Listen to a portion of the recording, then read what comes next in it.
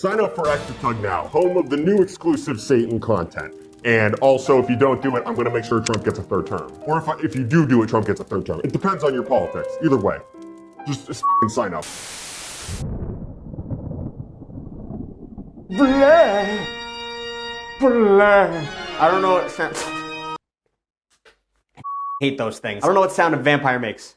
They go bleh. Bleh.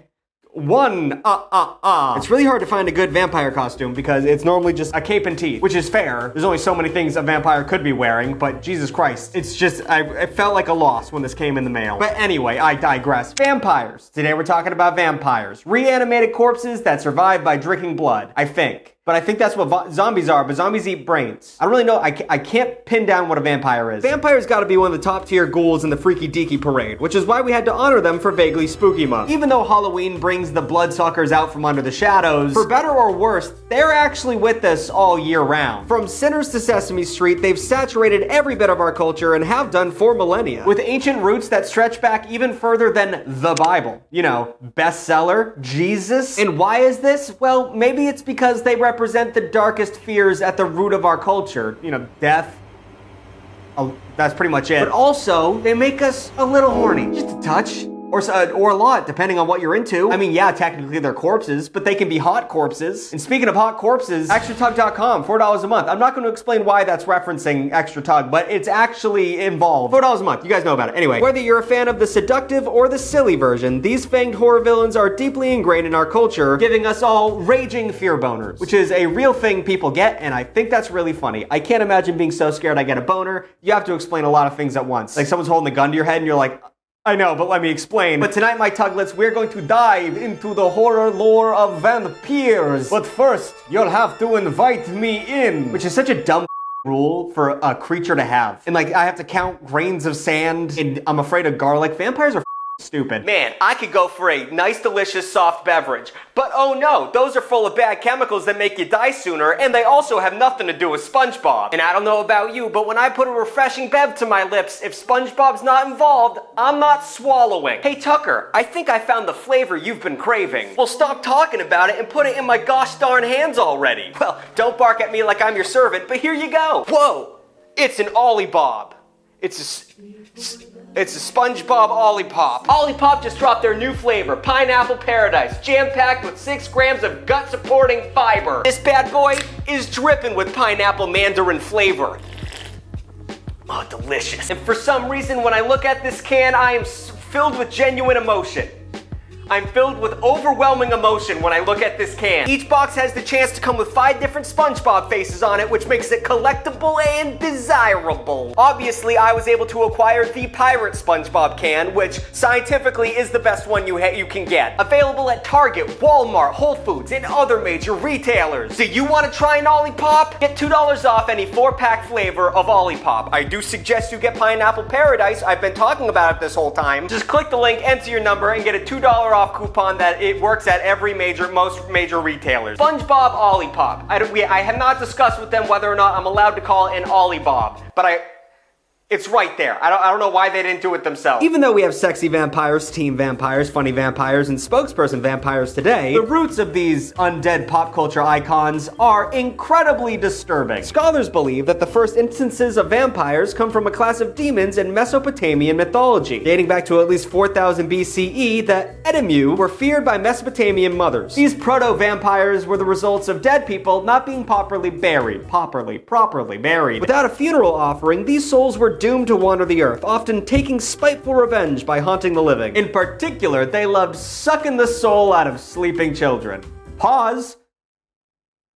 So right off the bat, we see that vampire-like demons come from fear of death. But you could argue that the Edemu were actually way darker than the vampires today. However, my favorite part of the Edemu, besides the improper burial part, is that there were several other ways you could turn into one. It wasn't just someone throwing you in the mud. No coffin, please, just wet, wet mud. Like, you could die in a desert alone. Now you're a freaky little vampire, dude. Sorry. Die while pregnant. Sounds like you don't believe that life begins at conception. Vampire for you. And dying without ever knowing love.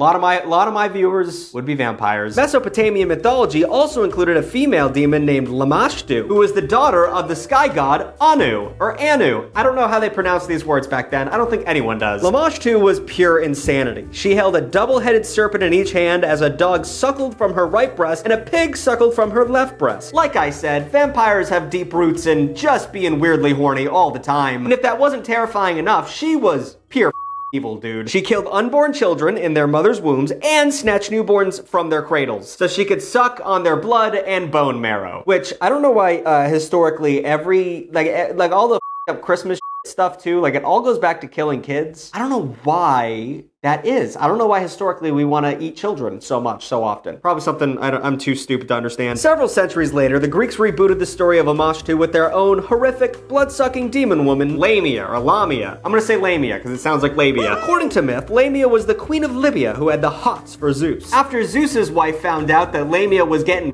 pounded out by the big Z, she killed her children as payback. Now, personally, I would go after the man who was breaking the oath of marriage and not the woman who's mortal getting swept up in this, but whatever, it's not neither here nor there. And sure, this is mythology, but even in mythology, this punishment was a little bit of an overreaction. What happened to just keying a side bitch's car? You know what I'm saying? Of course, with her lover gone and kids murdered, Lamia had no choice but to go insane with grief and embarked on an endless rampage of baby murder. Murder of babies. Again, why is everyone jumping at baby murder, dude? Like people must have hated their kids so much back then. I guess it made sense. The condoms were kind of hard to come by. Anyway, depending on which retelling you follow, Lamia was either hideous to look at, incredibly smelly, and could remove her eyes from her head to better spy on children, or she was a seductive shapeshifter who used her nice shaken hips to seduce men. It's all horny. It all goes back to being horny. As it is often in the case with mythology, many different cultures shared similar folktales of proto-vampires. You can see commonalities with Lamashtu and Lamia in Chinese, Egyptian, Scandinavian, and Eastern European folktales. Probably because every culture, in its own way, is obsessed with sex and violence. So by the time we arrive at the Middle Ages, these stories have been translated and added to the tropes of folklore, becoming less about one-dimensioned woman and more just spooky tale in the ether. And as Christianity swept through Europe like the plague, vampires just became another kind of Christian boogeyman. It fit well into the devil's bag of tricks. This falls in line with Christianity's history of hysteria over things like demons and witches. It wasn't just a scary story though, because Christians are known to act on fear of things that aren't real, at least historically, and vampires were no different. Archaeologists even found several examples of bodies that received a vampire burial in Italy, England, Croatia, and Poland, just to name a few. To prevent the bodies from coming back up after burial, they would nail the corpses into the wood of the coffin and then put a bunch of stones in that bitch so it couldn't float up. And then they would decapitate the head and bury it separately, which, 3 steps too many in my opinion, but you can never be too safe when you think your homie's a vampire. You gotta kill your homie. Now, obviously, in these cases, these vampire burials were just a just-in-case kind of thing, you just don't want to risk it. But it wasn't just all performative. There were some times where vampire fever took on an entire town or an entire village. For example, the Great Vampire Epidemic took place in Hungary, Romania, and the Northern Balkans from 1725 to the 1750s. It began when a dead townsman named Peter, Blagojevic, that is Eastern European. Peter was claimed to have returned from the dead to haunt his community. This set off a wave of hysteria, leading to people burying up dead bodies just to make sure they were still dead. If the body that was dug up was entirely decomposed or bloated, or if it had blood around its face, it was considered a vampire and taken care of. What does that entail, do you ask? This could be a million different things, from stabbing the stake in the heart, very classic, very vampire, dismembering the limbs, a little more messy, a little more dramatic, and just burning the body, which I find to be the easiest way to get rid of a dead body. If it's a vampire. Ignore me. While there were only 30 documented cases during the time, it's estimated that hundreds of bodies were dug up and reburied. And with all those medieval diseases, it smelled something fierce up in that bitch. The practice got so out of hand that Austrian Empress Maria Theresa passed the imperial and royal law for uprooting superstition and for the rational judgment of magical and sorcery crimes. So, the title could have been workshopped a wee bit. Feel like we could have pulled back on, just cut the fat a little bit. But the law introduced harsh punishments for messing with dead bodies, which helped curb digging up graves, mostly. As recently as 2004, a supposed vampire body was exhumed in Romania to be pierced with stakes and have its heart removed. God forbid the fellas have hobbies. God forbid me and my boys go out and just take care of a couple would-be vampires. You're gonna be more happy when there's no vampires than if there maybe was one vampire. Just let me stab a corpse. But if we're talking about dumb religious people who are afraid of dead bodies, look no further than New England, known for stabbing witches and also apparently known for vampires. Nearly 200 years after they burned innocent women at the stake for witchery, New England citizens started getting really sick with tuberculosis. But unlike John Green, these people were absolutely not an expert in tuberculosis. They had no idea what the disease was at the time. They viewed the fact that it was highly contagious and often spread rapidly through families as proof that those who had died from the disease were draining the life from their family members and beyond the grave as vampires. It's the only logical conclusion. That dead body, it's sucking up all the life force. It's gonna be the size of a giant pumpkin soon. So many New Englanders, especially those who had many family members ailing from tuberculosis, dug up the dead bodies, burned their organs, and removed their limbs. But a few of them added a new New England twist to the proceedings. What, do they throw a grinder on it and put a Red Sox cap on that bitch? No, actually, when Mercy Lena Brown's town became convinced that she was a vampire making her family sick, local villagers not only dug up her body and burned her organs, but fed her sick brother Edwin her decomposed ashes. And I'm sure he was crying. I can't imagine that. I was like, yeah, can I have another bowl, please? But the vampire hysteria didn't end with the 20th century. Jolly old London town was the site of vampire hysteria in the 1960s and 70s. 1960s and 70s. We put a man on the moon. London people thought vampires were still kicking. Starting in 1967, people started reporting suspicious activity near Highgate Cemetery. Highgate Cemetery is a cemetery known for holding a lot of famous dead bodies. For example, George Michael or Karl Marx. Chris, you can ring the communism alarm. They're not coming anymore. I'm gonna get arrested by the secret police at this point, but it's fine. 2 teens reported seeing dead people rise from their graves. Another teenager claimed a cold, clinging force touched her in the night and left marks on her skin, and many started seeing a tall man in a hat walk around the area. Man, I wasn't sure of those first two, but a tall man in a hat? That's a vampire if I ever did hear of one. By the time 1970s rolled around, the bodies of animals were found drained of blood from massive cuts on their necks, which led to the February 1970 headline in the Hampstead and Highgate Express, "There's a vampire walk in Highgate."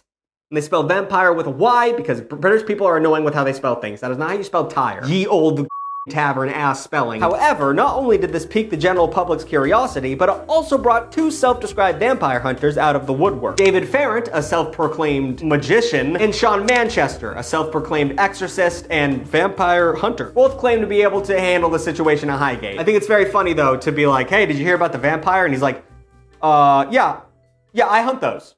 Yeah, I hunt vampires now. Okay, that seems like a good way to hold down a job for 6 months. Farrant even made a local TV program about the vampire that ran on Friday the 13th of March, the night before a scheduled hunt, which attracted hundreds of would-be vampire hunters all walking around with big wooden stakes waiting for someone to show up. And all those people with a bunch of stakes in their hand burst through a police blockade and climbed over the gates and the walls of the cemetery. See guys, do you see what the British people are willing to do to kill vampires? Why didn't we do that with Area 51? We had our chance during the pandemic and we all just high-fived and danced out front of the gate. We gotta start stabbing aliens or it's gonna be too late. Later that year, the century-old remains of a woman charred and headless were found in Highgate. And nothing really came of that, but it's worth mentioning, obviously. Finally, in 1973, Manchester claimed to have driven a stake through the vampire's heart. I think the best part of the story, though, is that Manchester and Farrant became like mortal enemies for some reason, often slinging barbs at one another in the press or through occult networks in London. I just love the image of 2 obviously corny-ass wearing like Van Helsing outfits trying to kill fake vampires, just talking to each other like, huh, that dork, he uses wooden stakes. I'm a silver stake guy.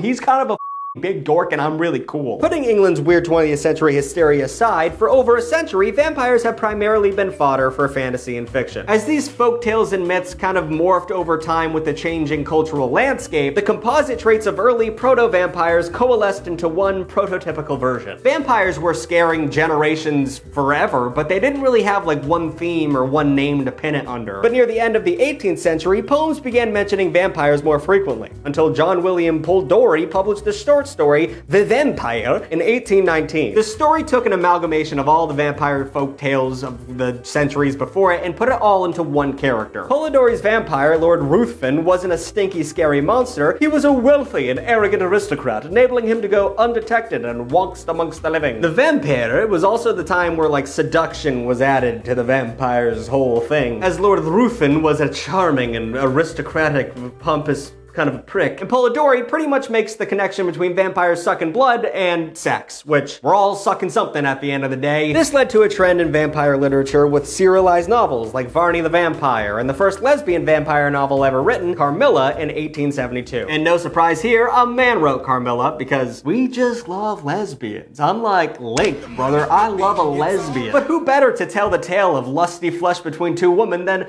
a full-grown white man? We know what the ladies want. They don't have to write these stories for themselves. These works all set the stage for the most influential work in the history of vampire content, the 1897 publication of Dracula by Bram Stoker. Dracula, built off The Vampire, which was written 8 years before, was also blending new elements into the character. He was responsible for adding major characteristics to vampires, like being from Transylvania, but also the fact that they could transform into bats, which is a fun one, and they had no reflection in the mirror, which is also a fun one, and that they are repelled by garlic and holy objects, and that they can hypnotize mortals, and that they cannot enter a home unless invited. By the mid-20th century, vampires' entire vibe were kind of like solidified, and it's mostly in part thanks to Dracula. I just think the rules for Dracula is stupid. Once again, I've talked about it before, but like, I don't get how bats, when you break up into bats as Dracula, like, okay, sometimes he's one bat, which makes sense, kinda. But whenever he breaks up into a bunch of bats, which is it, like a bunch of decoy bats and then one of them's the real him? Or is it like, oh, they're all different parts of him? And like, if you shoot one, does he all die or does he just like lose a foot? Like, it's fair. I hate it. I hate that rule. And also the mirror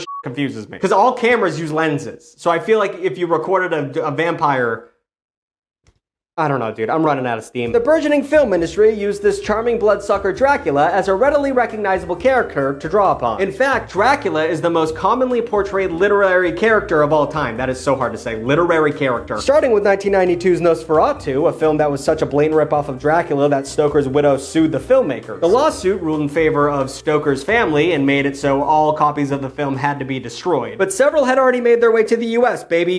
You. That's right, we offer this little illegal film under the shelter of the storm. There's just one problem here, really, and it's, look how dirty they did my boy Dracula. This man looks like the Goonie guy. Hey, you guys, this Dracula's supposed to be hot. This dude's hard to look at. Despite the fact that he's a total uggo, Nosferatu was a sensation when it was released, and today it's considered a masterpiece of the silent film era. Even the Vatican ranked it as one of the 45 most influential films ever. Why is the Vatican chiming in about this? Does Vatican release like top 10 lists? This is the first I'm ever hearing of this. Wow, it's not just taking a poll of the clergy. They actually enlisted a committee of 12 international movie scholars appointed by the head of the Pontifical Commission. Catholicism is weird. Anyway, Universal Studios released the movie Dracula in 1931, which pretty much set the standard for every vampire movie that followed. In fact, it actively encouraged a million more adaptations. When Universal Studios started development on a Dracula film, they learned Stoker messed up the copyright, prematurely placing the novel into the public domain in the US. Producers realized you didn't have to pay a dime to get Dracula on the big silver screen, so he was popping up everywhere. But no performances were as iconic as Bela Lugosi's Dracula. I hope I'm pronouncing that right. I've only ever seen it written. No one really talks about him anymore, but I do like his performance as the Big D. He set the blueprint for a cunning, charming, sophisticated bloodsucker we know today. His slick back hair, sharp tucks, and accent became the most imitated representation of a vampire ever. Dracula was so successful that Universal Studios made 5 sequels, though Lugosi was only cast in one of them. But it didn't matter, you know, he's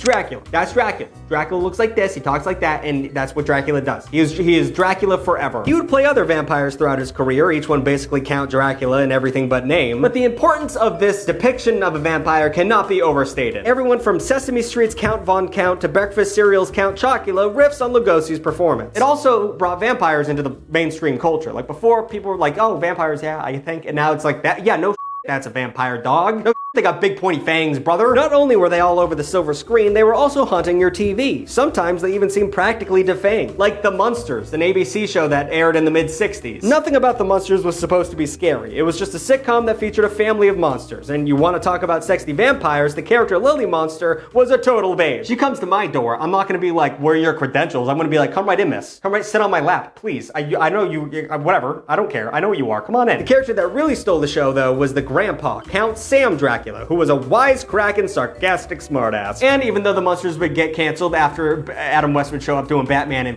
demolishing their ratings. The show was a hit in syndication, even spawning a movie, thanks in no small part to actor Al Lewis playing the standout character of Sam Dracula. He became an ironic icon in and of himself, reprising his role several times throughout the 70s, 80s, and 90s as a video game character, the host of TBS Super Scary Saturday Movie Block, and a character in the movie Gremlins 2. But as the 90s took hold, the goths took hold of the vampire. While Dracula was always supposed to be charming and seductive, the era cranked titillation all the way up. You had hunky vampires like Tom Cruise and Brad Pitt in Interview with a Vampire. You had sexy teens in the Buffy Vampire Slayer show. And the weird steampunk sophistication of Gary Oldman and Francis Ford Coppola's remake of Bram Stoker's Dracula. The ultra-sexualization of vampires really struck a chord with viewers. And by the time Y2K rolled around, vampires were almost exclusively thirst traps. R&B singer Aaliyah starred in Queen of the Damned, and actress Kate Beckinsale starred as a vampire warrior in Underworld. And just when you thought things were tittering on the edge of being too sexy, Twilight came out and knocked over the whole tray. And look, I feel like I've talked about Twilight on this channel too much already. I don't think there's enough to talk, like, there's only so much you can talk about, and I've already talked way more than that. It came up in my Legos video somehow. And also my one in Y2K where I mentioned the Twilight domino effect. It's something to do with 9/11. It's very confusing. But in case you were still wondering, yeah, I think this movie is weird and what on first glance looks like a sexy teen drama about vampires, werewolves, and an innocent girl reveals itself to be an allegory for abstinence and Mormon values. They get married before they do anything sexual, have a baby, and then one of the dudes tries to have what he wants to imprint on a baby, whatever the that means. But overall, I'm sick of people saying that he's the sexiest vampire, Edward. He's not that sexy. Rob Pattinson is sexy. This character's a weird, smelly dork who's creepy. So I had a plan. I decided I needed to put it to the people to decide who is the top 5 hottest vampires. So I asked the people over on Extra Talk. So the top 5 in order of popularity. Number 5 is Adam Sandler's character from Hotel Transylvania. Not a lot of votes for that one, but I don't know. I don't get that. Whatever. I think it was a meme. Number 4, though, is Dracula or Alucard from Castlevania. I don't know if those are the same character. I didn't play Castlevania, but look at him swirling that glass around. What a hottie. What a hunk. My girlfriend watches the show. Apparently, he's hot in that, too. That should be number 1, but he's animated, so people feel weird about it. So I get it. Number 3, the Laszlo from What We Do in the Shadows. That one's a little bit of a meme. I don't know. This could be someone's. I mean, kind of what I look like. Just a pudgy man with a beard. But he has that great voice for it. So if you want to this, that's up to you. Lady, what's her name? From Dimitru from Resident Evil. I get that if you're into big mommies. I'm more of a fan of the daughter myself with the blood all over her face. Love a mentally ill woman. And finally, number 1, Nosferatu. Now I'm hoping and praying they're talking about the 2024 one. Because this one just scared the shit out of me watching that one SpongeBob episode. This one, I kind of get, you know? That one, go to church. Now, at the stake of sounding a little bit too on the nose, there is something kind of romantic about the fact that our fascination with an undead character won't die. What our society has found within the concept of a vampire is absolutely eternal. But that's just par for the course when you're a metaphor for our 2 biggest obsessions, sex and death. But even if vampires don't send blood coursing through your genitals, they've become so culturally ambiguous that they're used in almost any context. Sure, we're afraid of death and enticed by immortality, but we can mask it with other metaphors that make us feel more learned. Like how people pretend True Blood isn't just about seeing some vampire boobs every once in a while and claim that it's about civil rights. Sure. Show me them toddies. It doesn't always have to be heady. We love a good vampiric laugh, which is why modern comedies like What We Do in the Shadows pick up where the monsters left off, and why my fans will keep watching a rotting Bill Skarsgård because he makes them all feel tingly. Did I miss your favorite vampire content? Do you know any dumb rules about vampires that pisses you off? Because I hate the rules that come with vampires. Pissed that I didn't mention Vlad the Impaler? I think he drank blood at one point. Let me know in the comment section down below. New videos every Saturday, sometimes Wednesday, and sometimes not even Saturday because I forget and I post it on Sunday. Thank you for watching. Like, comment, and subscribe. I actually do all those things. And check out extratug.com, $4 a month. You get a new video every week.